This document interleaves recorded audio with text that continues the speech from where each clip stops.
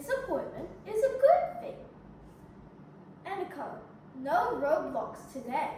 An earth-shattering, heartbreaking, mind-bending, spirit-crushing, explosive, ghastly statement that I heard one Friday afternoon. It was devastating. You know how it feels when you work so hard for the entire week, while imagining all the exotic plants and seeds that I will conquer, only to be told that I cannot play. Tragic, I dare say. Have you ever had that feeling of severe disappointment that you just want to cry like there's no tomorrow, crawl under a rock, or even officially declare World War III? I did. Nah, just joking. Kidding aside, I may have came out as overly dramatic, and even though my actions are just hyperbole, they do reflect my true emotions to what I perceive as a very upsetting ordeal. It was downright disappointing. Disappointments are generally deemed as the undesirable part of life.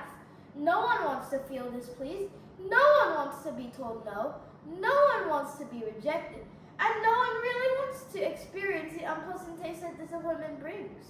But did you know that disappointment is a good thing? Theodore Parker once said that disappointment is often the soul of life. Like soul, disappointment plays an important role to life. It adds depth, character, purpose, and a unique zest to prevent it from tasting bland or feeling unfulfilled. To break it down, soul is used to add flavor and preserve food. Similarly, it adds a richer and more complex flavor to life so that we have more appreciation of the good times and easily distinguish them from the bad.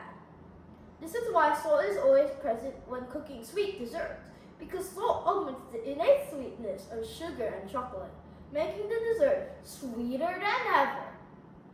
Disappointment can also preserve our lives by forcing us to let go of unrealistic expectations, demands, and desires, allowing us to move forward on a path of healing and healthy growth. You see, if we always get what we want, life can be so redundant and monotonous. And when it becomes one, we will eventually get bored. And when we are bored, we are most likely up to no good. You know, as we always say, we like to spice things up, brah. However, in the height of boredom comes apathy. We do silly things and we make naughty choices which can lead to danger, disaster, depression, disinhibition, and delusions. Such big words and deeply catastrophic. That is why every once in a while we need a sprinkle of disappointment to appreciate life fully, for it is one of the most important seasonings of life. MSG.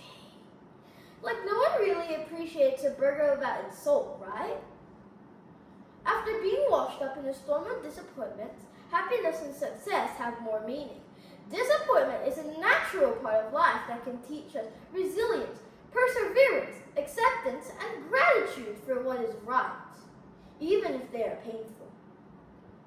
In essence, disappointment can be overwhelmingly salty or a bitter pill that is hard to swallow, but its presence is often essential so that each one of us can experience a meaningful and more authentic life. So, I may have cried myself a river that dreaded afternoon. I may have felt that was me against the world. But no, I did not declare World War III, if you may ask. Only because I'll be asking for the 4, 5, and 6 in advance. Which I dare not, can you imagine? So, I cried my frustration to sleep, and then woke up to my favorite Wagyu meal, which sure did make me very happy. Mom and Dad also made me understand as to why it was a no at this stage. And surprisingly, it wasn't too bad after all. The disappointment that I felt made me a stronger and better person. I was able to control my anger by not acting out. I carefully processed through my emotions instead of throwing a hissy fit and a mighty tantrum. Mom and Dad couldn't be more proud, and I was proud of myself too. I picked myself up, dusted myself off, and kept going. When I finally had the chance to play grow gardening with my friends, without further ado,